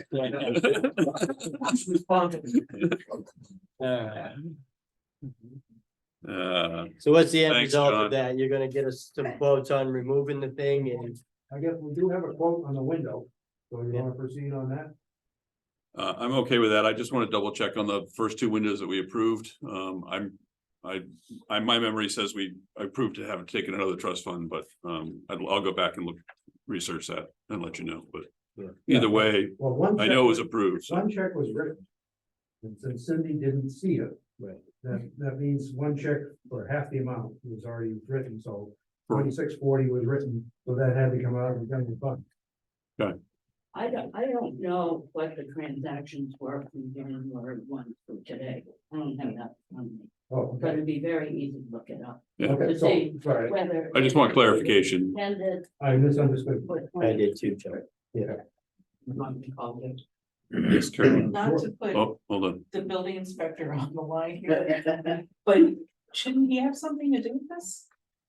I don't know. John? Yeah, what? Probably. Now that I have it, right? Since you took the position. It's John's fault. You want a tour, John? No, yeah, I've been in there enough, but, I haven't been up in the tower, so, yeah. Okay. Sorry, John. All right, moving on. Thanks, John, and more to come on that, obviously, so. I think we're moving with one window, is that right? Out of the trust fund? Yeah, Well, if you've already got a check written for one window, then yes, and then we'll figure out Figure out where it comes from. where it comes from for the other two, so. Okay. All right, so no, that, the check that was written, the approval was for 2 windows to be done with half payment up front. Right. That's the check that's been written. Okay. The other half of that is already allocated. So it is only one window we need to figure out where to come up. the third where- window, the The third window, third window. And we need to But figure out again- where we're comfortable getting the money from. the first two payments, the one that the down payment and the second half of that. I think is supposed to come out of the trust fund, I think so too. so, but I don't, The expendable trust fund. Yeah. Yeah. Remember, the expendable trust Expendable fund trust. bypasses the trustees Oh. and emanates with your approval. Right. And I was on the Meeting House Preservation and Restoration Committee when that was formed. I was the treasurer and then it moved to the trust fund. So we definitely were using it for windows. Okay, got that. So so That would be why. she- Cindy, That's why you can she's help not us okay. track down where that came from. Thank you. Yeah. All right. and- Yeah, All right. Jack, you're up for a couple items here. Union negotiations with the police department. Yeah, just an FYI, it is time to start union negotiations again for the contract that will ultimately expire sometime next year.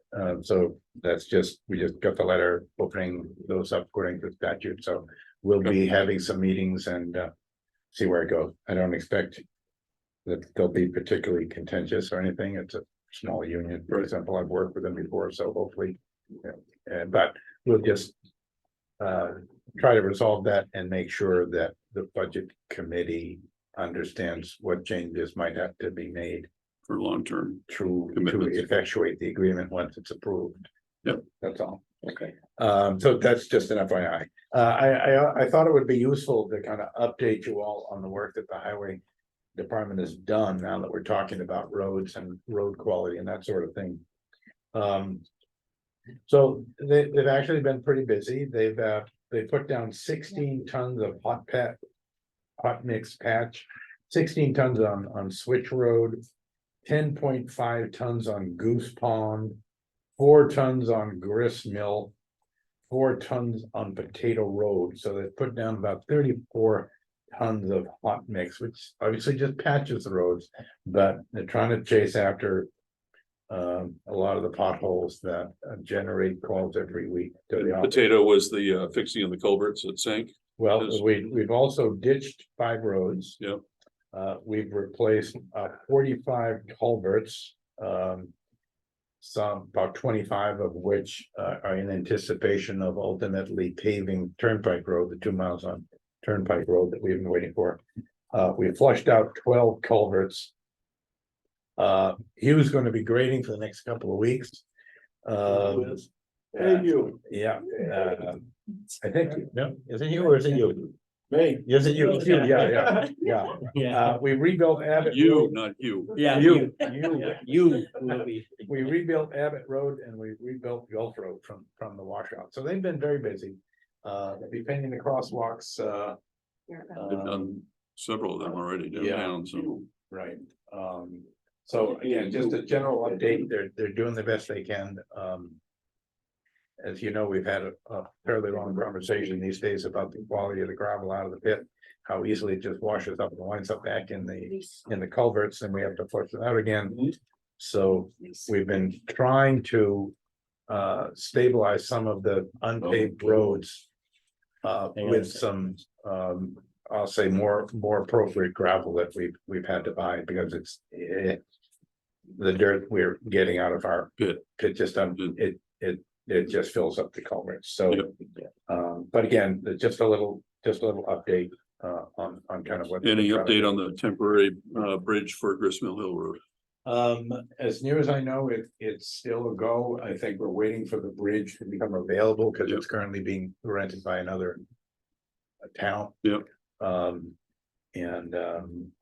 got an email today from the engineer that you know, everything seems to be moving the way it's supposed to be, so I don't think there's any technical Right. impediment to installing it. Okay. I don't have a date yet. Cause I, all right. Cool, all right. Any questions? No. I appreciate the update. Yeah, thank you. I think it's been a long time since we've had a good update like that, and I honestly, I will tell you, I would like to say one thing. I'd like to say thanks to the fellows for getting done what they've been able to. It's not Agreed. easy. We're working with pretty harsh equipment and materials, and I appreciate the effort. Go ahead, Wes. So. I would like to know why we have a brand new chipper. And we're loading the trucks up with brush and bringing it to the stump dump instead of chipping it on the side of the road. If we're not gonna use the chipper, we might as well sell it. Anybody know anything about that? I don't, I'll talk to Bob though. I'm just asking the question. Okay. Thanks. We'll talk to Bob. Yep. A report on the period master plan from Corinne. Yeah, so. It's a little premature for an update, honestly, but I just want to kind of touch base, let you guys know, we met with the Regional Planning Commission. We're working on a plan for some public outreach, doing a survey, kind of looking at what a budget might realistically look like moving forward for this. We're hoping that the budget will also sort of work with the Economic Development Committee. There will be a few things that we can use with the survey, photography, and that sort of thing for both committees. But at this point, things are just sort of moving forward slowly but surely. We're working on identifying chapters and putting together ideas for doing public outreach and seeing what people are interested in seeing in master plan, and working with the Regional Planning Commission on the best ways to move forward on all of that. Great. Anything you need from the board? Not this. Okay, thank you. Appreciate it. Yeah. Yes, sir. Yep. So, the assessors come to us with, there's a bunch of nonprofits in town, and we're gonna go through a list of them. A recent court case with New Hampshire Supreme Court ruled that some of these nonprofits are not filing their tax information correctly with the state, and the state is cracking down on it now. We're gonna go through it. The board has to vote on all of them. There's 9 nonprofits that are in question from the assessor of either yes or no, that they didn't get things in. So the first one is Didn't get things in or weren't eligible because of the way that they operate. right. Right, not and again, we're necessarily. talking about being exempt from the payment of property. Taxes for the year. Right. So, right. So, the board has talked about it. We're not all in agreement with all the organizations, but the board has talked about granting them a 1-year extension until, and then next year when they file, they have to file, or they're gonna lose potentially lose their tax exemption. Thank you. Old North Church, 4 to 5 times a year doesn't meet the use requirement. The assessor's opinion is that it should be denied. And then so we're gonna vote on that. I say we give them the extension. Sadie? As I vote in my capacity of what's best for the town, I'm gonna vote that we should deny the exemption. Okay, Dan? I vote that we deny the exemption. I want to make sure my wording is accurate. So when I say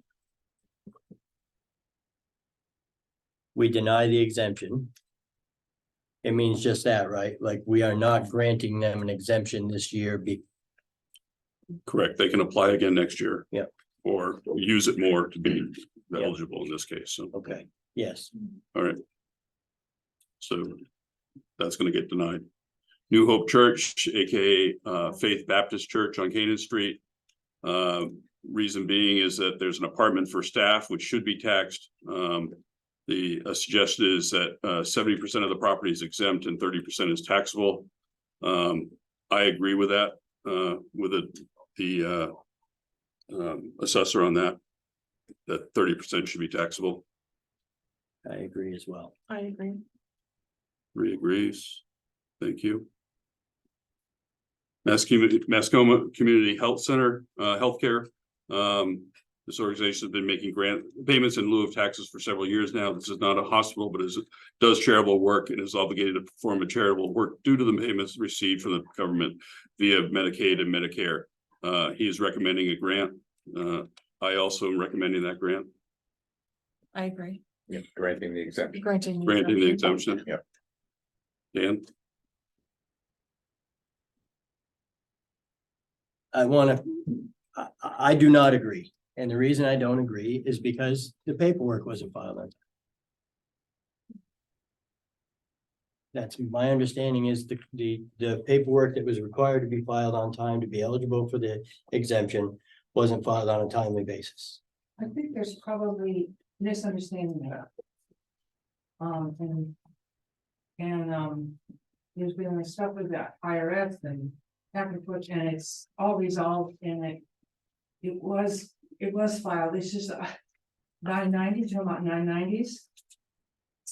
The IRS wanted electronic filing, but they didn't notify anybody about it, and it's all been worked through and adjudicated and discussed and it's settled. And so there really was time in the file.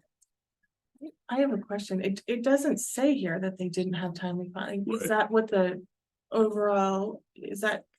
I guess I need clarification then. I mean, I'm still gonna I'm vote. not sure.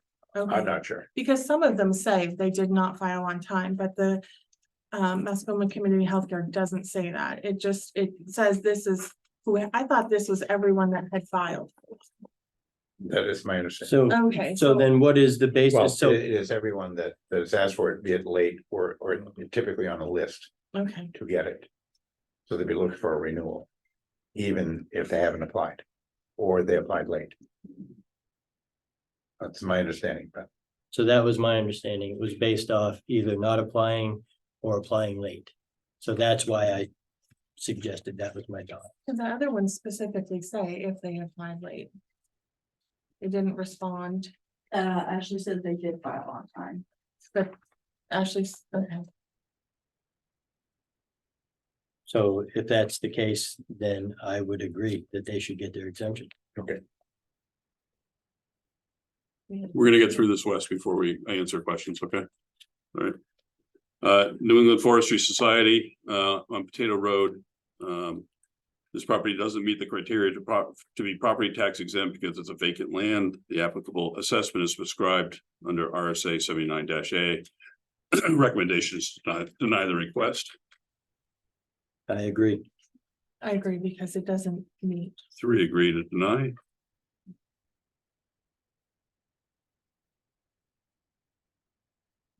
Cardigan Mountain School, multiple lots, 62 Alumni Drive, reviewed the entire campus with a facility director and have prorated the buildings to coincide with what is exempt and what is taxable.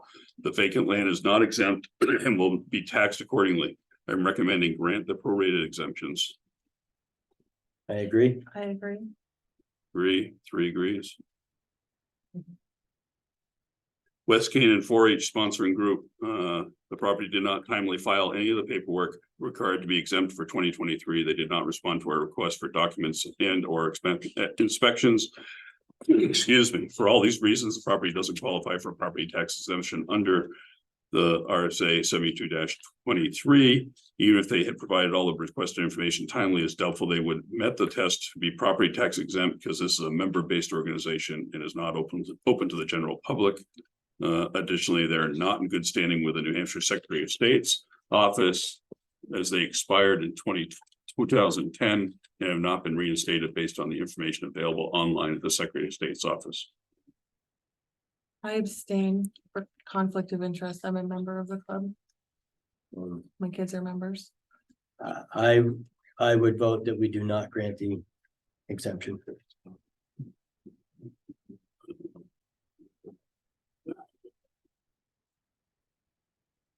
I'm gonna grant a 1 year, I mean, I'm gonna vote for a 1 year to get their stuff together, but. So you have a tie. So who One decides agree. that? I don't know how that works, so, So I thought because it didn't pass, It it doesn't failed. pass. yeah. So then it fails. Yep. By default.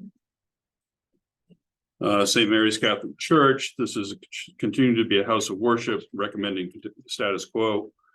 So in agreement, I'm in agreement on that. I'm in agreement. As am I.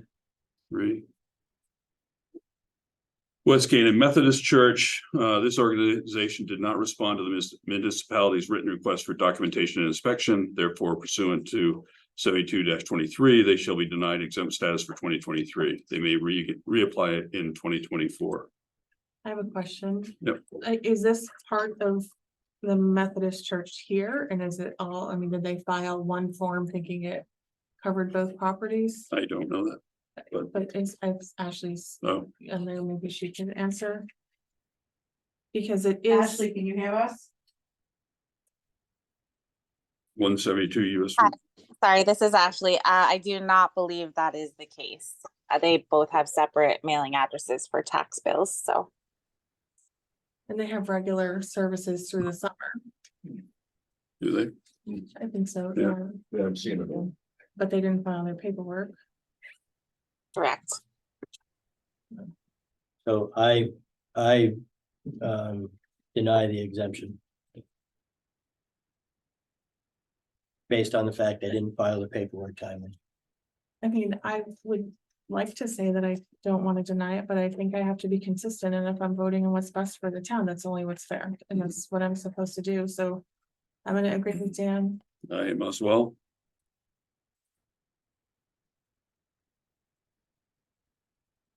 American Legion Weld Webster Post 65 or 55, 3 New Hampshire 118. The organization didn't file the required Form A9 timely. They did not provide a reason for being late that would fall under the Department of Revenue's definition of accident, mistake, or misfortune. Additionally, they did not respond to our written request for documentation and physical inspection. For these reasons, the request should be denied, and they may reapply in 2024. I agree. I say It's the same. denied the exemption. Sadie, I agree. agreed, 3 deny. Cardigan Fish and Game Club, the organization did not file timely the required paperwork to be exempt for 2023. They did not provide a reason for being late that would qualify as an accident, mistake, misfortune. Additionally, they did not respond to the written request for documentation and an inspection. And there's one more piece about them too. If they file all the paperwork, if they had filed all the paperwork, they likely would not have qualified tax exempt status because this is a member organization not open to the general public. This request should be denied for 2023 and revisited in 2024 if the required paperwork is timely submitted. And recommendation is for it to be denied. Mine is as well. I agree. 3 denies. And I will say that if they come back and provide a strong argument that we've reached out to them and they have not, so. And I would shadow what Sadie said, and I know Stephen feels the same way. Denying these tax exemptions doesn't come easy. But this isn't an easy job, and we gotta do for the benefit of the whole community. So if we're asking that of one person, it seems only fair to hold everyone true to that same requirement, so. Wes, So why was the health center on there again? I don't really know. Well, they need to file for it. They need to file for an exemption every year. Okay, so we just denied a handful of things to give back to the community. What does the health center get back to the community? Because as far as I know, they make money. Well, that's not the only qualification, and I don't believe that they make money, but there are certain qualifications to grant a tax exemption, and the reason that they have those is to make sure that we don't just say, oh, we love that organization and they give back, let's not have them pay their taxes, because I would love to do that. But What does the health center give me? Because they don't give me anything. So Wesley, here's my take on that, is it's for me. To base my decision off isn't based off what they give me specifically or not, it's what they give to the community, A. And whether they have actually met the requirements that are listed out in our assessors. Documentation that says that they are, we didn't set. The rules for requirements. nonprofit, we So, don't set that, or the if- tax exemption. If they meet those rules, But they clearly didn't this year because they didn't file.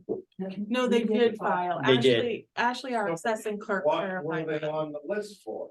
We're not sure, 'Cause- but in Because they're the, nonprofit. perhaps this is all of the people that did apply and they were, but this one says he's recommending that it's granted. It's not a hospital. It does charitable work and it's obligated to perform charitable work due to the payments received from the government via Medicare and Medicaid.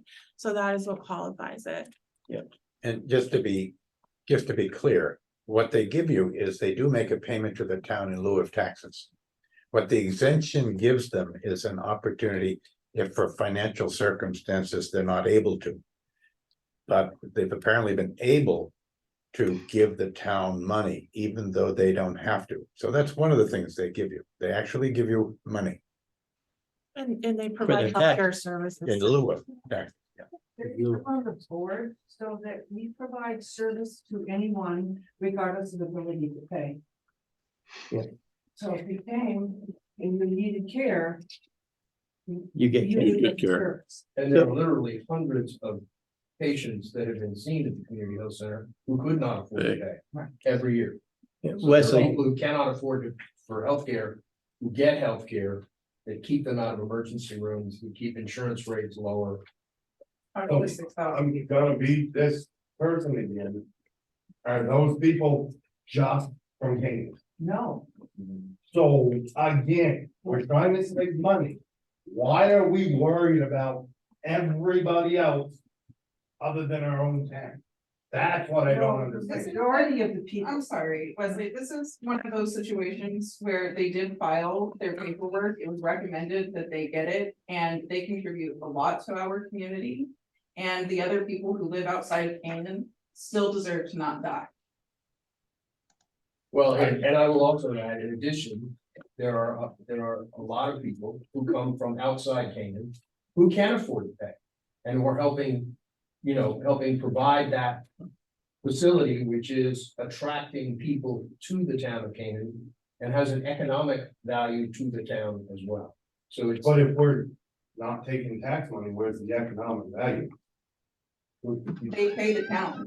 they're paying They do pay, services at the community health center, and then they're spending money at the restaurant. So they pay what that place would be if, say, I owned it for taxes? No. Yeah, Wesley, that's what I thought. No, we're fine. No, we're good. No, we're not. I do. The fact of the matter is, what is it, Karen? A third of the patients at the community health center are, can't afford, so they get served. 2/3 of those patients are paying. Okay, and Yeah. whether they're from Canaan or not, So they're making money. No, the Making community money. center is not making money, They're not making money. not making money. So how are you be able to pay people? How can you pay your? We have and we have contributions from the community, the fundraising, that supports the deficit. And we now have a plan, actually, it's gonna start very soon, that we a federally qualified healthcare center. And that will add to the reimbursement and make the center financially reliable, so that we don't have to ask communities to support it. But the role of the center is to provide health care in this rural setting to all who come who need care. And we just reopened a dental practice, and we are one of very few dental practices in the state that will take Medicaid reimbursement. And dental care and the health of your teeth is important to your health as well. So, and it's a 501(c)(3) organization. And the reason, I don't know if it's filing, there was some confusion about proper filing, but there was filing and it has been resolved. So you're saying that the snafu was, there's a requirement to electronically file, Right. That was, and it was paper. right, So now that had to be unraveled. right. But the bottom line is, it was filed. It was filed. There And was they agree. filed. Yes, it was filed and IRS did not inform organizations that now we will only accept electronic filing. And our accountants confirmed that there were many organizations that got caught in this, this changeover that the government never told them about. So there was this period where the IRS was saying the center hadn't filed, but we had, and it all got resolved. Not easily, but it was resolved. We got to talk to people. I know we have a question online and Larry, go ahead, but we'll wait. I would like to have you reconsider on the VFW. Just because we wouldn't be sitting here if it wasn't for the veterans. And secondly, I would hate to live in a town that had put a tax limit on the veterans of foreign wars. They have no way of paying the taxes for that building. There's no income in that building. I think you guys should really reconsider because. I will reconsider if they come in with the proper documentation that they need. I have utmost respect for the veterans As do I. that have. There's gotta be some other way of approaching this without. They do not be a tax. It's not taxing, it's just that their they will have to pay property taxes, and so, like Steven said, if they were to come in with their paperwork. But they have. we no way could- of paying But property they have a way to file the paperwork, and if they file the paperwork, But- I'll reconsider Can it. you request it or something? Talk to them and have a communication. I mean, that- How to talk. Okay. about it. Wouldn't it be awful to put a lien on? Communicate. We've reached out, Ashley's reached out, the assessors reached out in writing, request the information from them, and they still have not responded. Interpersonal connection and conversation, there's a lot of talk about how to make things go better in this country by having conversations. And maybe there's some way that the select board or somebody can have a more direct and compassionate, and why didn't this happen and what? do you- Can I get the information from the select board? I'll try to approach it myself. Sure, The reminders were sent out in early February with a list. All needed documents which were due to be filled by April. Well, that's all sent out. I'm saying there was never any But who's somebody that received it? So in all fairness, are one of the employees supposed to go and sit on the steps until somebody shows up and then? So I understand what you're saying, and I know that's an extreme, right? I mean, we've sent them written, what else do we do? Because I'm basing my recommendations from this off the paperwork that's required by these people to fill out, which I don't know what that paperwork is, but we pay an assessing officials a lot of money to know what that paperwork is. My assessing clerk just told me that you guys filed timely. I changed my mind. These people didn't file. And now look, I have the utmost respect for veterans as well. Without them, none of us sit here doing what we're doing and bitching about what we want to bitch about, period. But at the end of the day, if we reach out to you several times and we don't hear anything back, I'm basing my recommendation specifically on the fact that I denied a resident an exemption because they didn't meet the timely requirements. So how do I deny a solitary resident who pays their taxes because they didn't meet the required timeframes and not do it on an organization? To me, that's playing give and take. And I'm not sitting here trying to play give and take. And I know I get it. It's not the most popular thing. At the end of the day, it's not a popularity contest. It's trying to do what I feel is best for the entire community. And do I think denying? I'm on the other side, I'm just on the other side of the fence. I get it. Nothing personal against anybody. No, here, I don't have any judgment at all. thank you. I'm glad you don't, because at the end of the day, I know you do. Yeah, it's a tough gig, man. But I wouldn't want to. That's what the state is finding now. Yeah. You. Play devil's advocate here. You can say you sent it all, but you haven't received it, they actually received it. Well, but You never know that. this is something that comes out every year. Yeah, this is not new. It's a yearly thing, Saying, And but what's it's a yearly changing? thing. Is it really their responsibility to go knock on everybody's door and say, I mean, these guys. I will. Well, that's great. Fine. I'll go. You can stop in and see Ashley tomorrow and she can give you the information, so. Okay. But I think there's, and I hate to keep. I don't want to be contentious, but I think the problem will exist where even if. If you got a hold of someone tomorrow and you filled the paperwork out tomorrow and you brought it to us, I believe the issue is that the time frame is already passed for us to submit that, I understand. right? So I think that's gonna be the sticky widget in the whole thing, unfortunately. Because believe me, I'd like to give every one of these people a tax exemption.